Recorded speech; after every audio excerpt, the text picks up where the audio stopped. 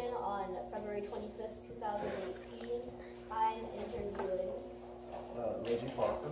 Reggie Parker, who was born on March the 19th, 1946, and served in the United States Air Force. what war were you in?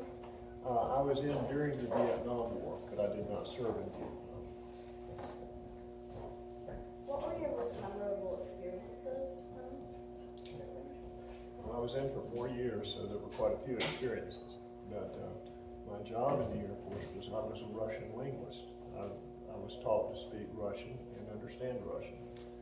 And during the period of time that I was was stationed in Anchorage, Alaska, at Elmwood North Air Force Base. And my job was to listen to Russian air traffic.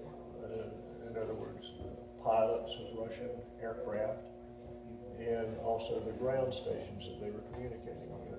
And so a lot of the experiences that I had in the Air Force that were memorable revolved around that job. Did you enlist? Yes, I did. Why did you enlist? Well, I wanted to serve in military service, but also this was during a period of time. In 1966 is when I went in, when there was a military draft going on. In other words, young men who were of my age, who were eligible to go into military service, had to register for the draft. And since the Vietnam War was going on, a lot of young men were being called up to go into military service. If they were called up into going into military service, a lot of them wound up in either the United States Army, or sometimes some of them went into the United States Marine Corps. And a lot of those young men wound up going to Vietnam and being in combat units. I didn't necessarily do that. So what I did is I enlisted instead of the young men that were drafted that went in were conscripted in the military service, served 2 years. I served 4. Why did you pick the service branch you did? There were a lot of reasons. I thought that maybe I had a better chance of getting more education going into the United States Air Force than I would have in going into one of the other military branches. I was also, as I said before, I was not necessarily interested in going into combat. As an enlisted Air Force person, the chances of me actually going into combat would have been less than if I had been in one of the other military branches. How did you stay in touch with your family? 2 ways. The primary way, the way that I stayed in contact with them most was by mail. I would call home every once in a while. Back then we did not have cell phones. The main way that you would call is you would use a payphone. And you'd actually drop quarters into the payphone. And I can't remember how much it was now, but you could talk for 3 minutes for about, I think it was about $7 or $8 that it cost to talk to your family back home for about 3 minutes. So that's how I stayed in contact. What was the food like? My food was really very good. I really couldn't complain. A lot of my fellow servicemen who were in other branches of the service really probably didn't get as good a food as I did. That was one of the things that was pretty well known, is that the Air Force usually did feed its people better food. And the place that I ate most of the time was what was called a chow hall, or a cafeteria. And it was a small cafeteria, and we usually could go in the morning if you wanted breakfast, and you could have pancakes and sausage and bacon and stuff like that. And then for lunch you could have salads, and you could have hamburgers and hot dogs if you wanted to. So you had a kind of a wide variety of food. It was, good old home cooked, well, not home cooked, but it was good food, like food that you would get at just about any restaurant.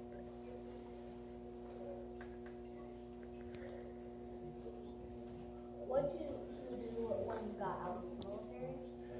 Well, before I went into military service, I had been a student at North Carolina State University. I dropped out of school when I went into military service.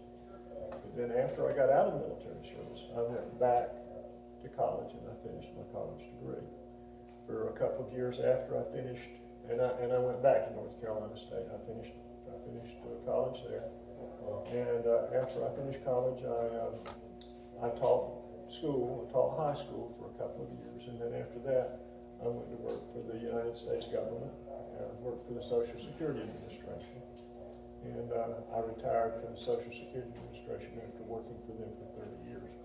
What subject did you teach when you taught high school? I taught U.S. history. I taught consumer economics. For the last few months that I taught 7th grade English, 8th grade social studies, and 9th grade math. But I taught U.S. history for a couple of years and consumer economics for a couple of years. What did you think of your officers? I had good officers. Most of them were good. You get a wide variety of people, but I got along very well with them. I didn't have a tremendous amount of contact with them because as an enlisted man, and well, in the part of service that I was in, actually all of the kind of work that we did was done by enlisted men. The officers that were really in charge of us were not linguists. They were not people trained in Russian language or anything else. So we didn't have a tremendous amount of contact with them, but most of the officers that I had contact with were very good. Do you still remember your Russian that you learned? Да, я говорю по-русски. Yeah, I still speak Russian. Did you make any close friendships in the service? Yes, as a matter of fact, there's still a man and his wife that my wife and I knew. I got married when I was in military service. That he and his wife live in Oregon, and we still stay in touch with each other. But there were other very good friends that I had in military service that I've lost contact with over the years. But there's one man and his wife that my wife and I still have contact with, and that was over 50 years ago. Did your military experiences influence your thinking about war or about the military in general? Yeah, that's a very good question. It's a very difficult question to answer. I think men and women who go into military service have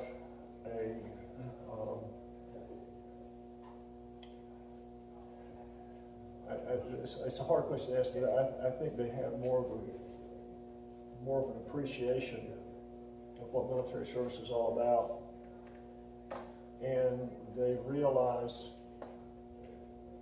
too that war is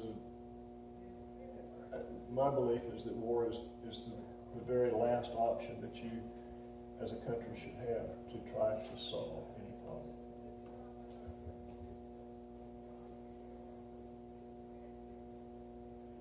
What kinds of activities does this Veterans Post do? Or are you? Oh yeah, oh yeah, sure. Well, right now we have one of your fellow Boy Scouts is going to be one of our Boy State representatives. The American Legion has something called Boy State that young men of a certain age and who are high school students will go to what's called Boy State during the summer, for a week during the summer, and they learn about state government. That's sponsored by the American Legion. We also have very close contact with the Veterans Administration, especially with the Veterans Administration hospitals and nursing homes. We go to the Veterans Administration Hospital in Fayetteville along with our auxiliary post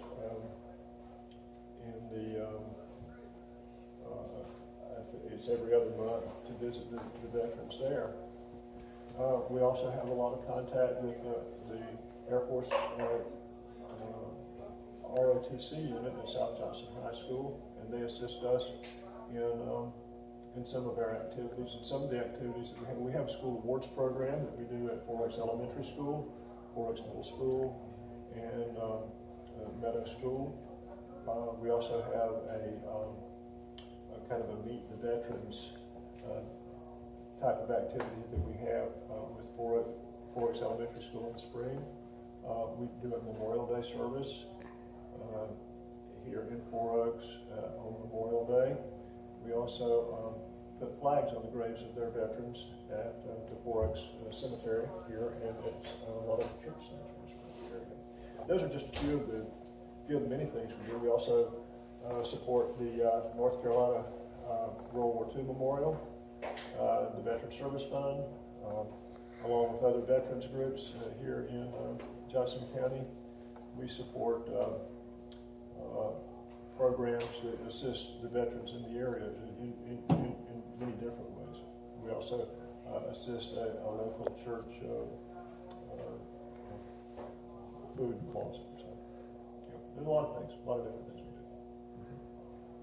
Is there anything that we haven't talked about so far that you want to talk about? Jude, I think you've done a very good job. Thank you very much for, first of all, thank you very much for doing this and giving us an opportunity to meet you guys and to have this interview. Thank you for your service. Thank you, sir. I appreciate that.